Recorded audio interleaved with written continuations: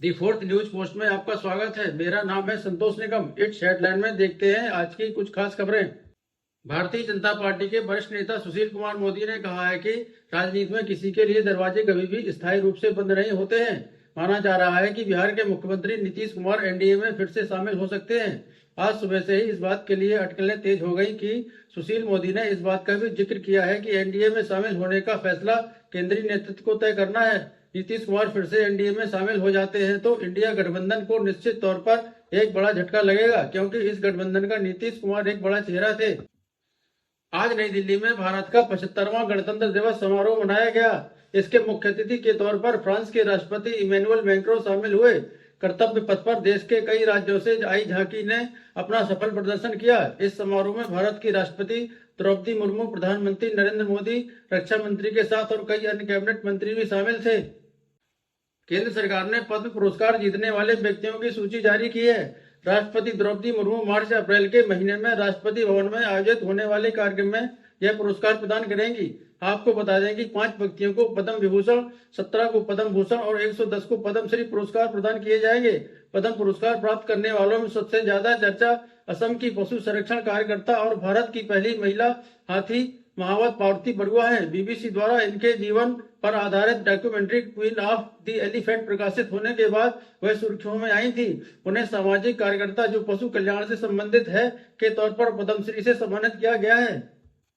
कांग्रेस अध्यक्ष मल्लिकार्जुन खड़गे ने कहा है कि भारतीय संविधान के स्तंभों पर एक सुनियोजित साजिश के तहत सरकार हमला कर रही है।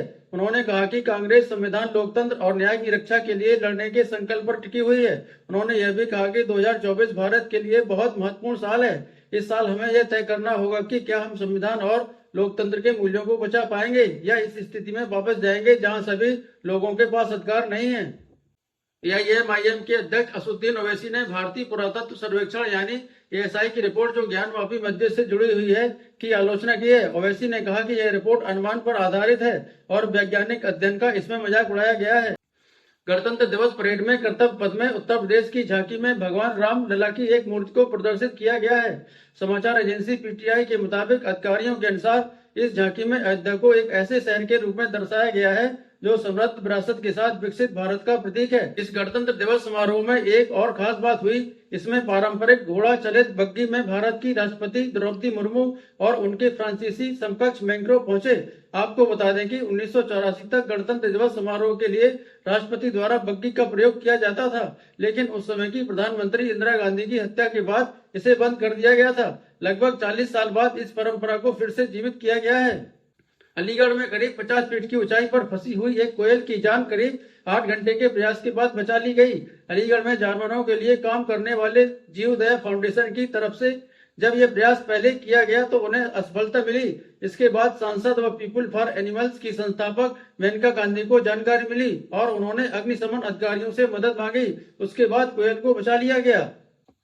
22 जनवरी को हुए अयोध्या में राम मंदिर प्राण प्रतिष्ठा समारोह के बाद देश भर से बड़ी संख्या में श्रद्धालुओं के आने की संभावना को देखते हुए जिला प्रशासन के आग्रह पर मंदिर के ट्रस्ट ने दर्शन का समय बढ़ा दिया है।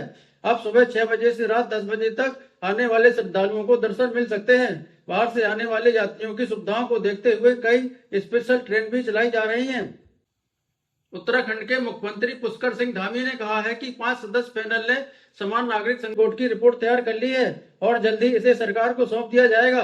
उन्होंने कहा कि रिपोर्ट मिलने पर विधानसभा का सेशन बुलाया जाएगा और यूसीसी लागू करने की प्रक्रिया शुरू होगी। इसके साथ उन्होंने कहा कि समान नागरिक संहिता सभी नागरिकों के लिए उनकी आस्था की परवाह किए बिना विवाह, तलाक, भूमि संपत्ति और विरासत के लिए एक रूपरेखा प्रदान करेगा। आपको बता दें कि इसके लागू होते ही उत्तराखंड देश का पहला ऐसा राज्य बनेगा जिसने यूसीसी को अपनाया है। मराठा आरक्षण कार्यकर्ता मनोज जरंगे ने कहा है कि मैं मुख्यमंत्री और उप मुख्यमंत्री से अनुरोध करता हूं कि वह मराठा आरक्षण का संज्ञान लें। यह बात उन्होंने राज्य प्रतिनिधि मंडल से बात करने के बाद कही। इसके साथ ही उन्होंने कहा, हम शांतिपूर्वक आंदोलन जारी रखेंगे, लेकिन जब तक हमें आरक्षण नहीं मिल जाता हम मुंबई नहीं छोड़ेंगे। बीते गुरुवार को मराठा आंदोलन का समर्थन करने वाले बहुत सारे लोग मुंबई की ओर बढ़ने लगे थे, तब उन्हें किसी तरह रोका गया था। पश्चिम बंगाल कांग्रेस अध्यक्ष अधीर रंजन चौधरी ने कहा है कि कांग्रेस पार्टी को पश्चिम बंगाल में कुछ सार्वजनिक मीटिंग्स आयोजित करने की अनुमति नहीं मिल रही है। उन्होंने कहा कि हमें सिलीगुड़ी में एक बैठक आयोजित करने की अनुमति नहीं दी गई और हमें राज्य सरकार से बेहतर सहयोग की उम्मीद थी। गौरतलब है कि कुछ दिन पहले तक ममता बनर्जी और राहुल गांधी इंडिया गठबंधन में एक साथ नजर आ रहे थे और अब दोनों ही एक दूसरे से दूर भागते नजर आ रहे हैं। छत्तीसगढ़ के सुकमा जिले के चिंता गुफा में पहली बार गणतंत्र दिवस के मौके पर राष्ट्रीय ध्वज तिरंगा फहराया गया। आपको बता दें कि यह इलाका नक्सलियों से बहुत ज्यादा प्रभावित रहता है और वे तिरंगा फहराने ही नहीं देते हैं। इस प्रयास के पीछे केंद्रीय रिजर्व पुलिस बल का बहुत बड़ा योगदान है, जिन्होंने इन क्षेत्र में माओवादी विरोधी अभियान तेजी के साथ चलाए और नक्सली गतिविधियों को काफी हद तक खत्म किया। मालदीव के दो विपक्षी राजनीतिक दलों ने मालदीव सरकार के भारत विरोधी रुख पर चिंता जाहिर करते हुए कहा है कि भारत मालदीव का सबसे पुराना सहयोगी है। कुछ दिन पहले नरेंद्र मोदी पर की गई अपमानजनक टिप्पणी के बाद मालदीव सरकार और भारत सरकार के बीच विवाद हो गया था। इस दौरान मालदीव की चीन के साथ नजदीकी की कुछ रिपोर्ट सामने आई थी, जब मालदीव के राष्ट्रपति ने चीन का दौरा किया था। आज के लिए इतना ही। आप देख रहे थे द फोर्थ न्यूज पोस्ट। बहुत बहुत शुक्रिया।